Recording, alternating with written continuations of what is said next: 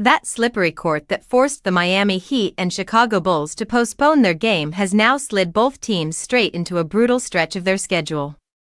Let's break down the domino effect of a little condensation. The league announced the makeup plan. The postponed game is now set for January 29th. And the Chicago-Miami game originally on the 30th?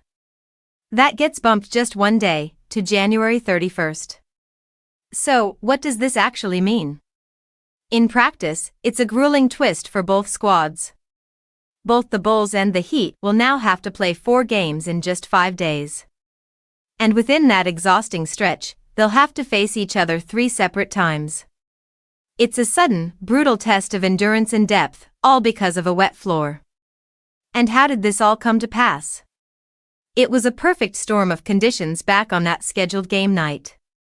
A Chicago Blackhawks hockey game had been played the night before, meaning there was a sheet of ice sitting right beneath the basketball court. Then, Chicago saw an unseasonably warm and humid day. That warm, moist air met the cold floor sitting over that ice, and condensation formed relentlessly on the court surface.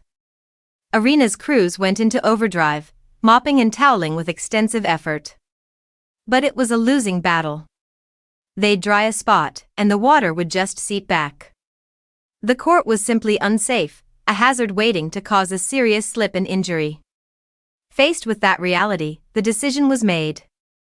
Both head coaches, along with league representatives and the officiating crew, looked at the situation and chose player safety. They postponed rather than risk the health of the athletes. A responsible choice in the moment, but one that has now created this compressed and challenging schedule. Both teams will be feeling the ripple effects of that damp night for weeks to come, cramming a small series into a handful of days.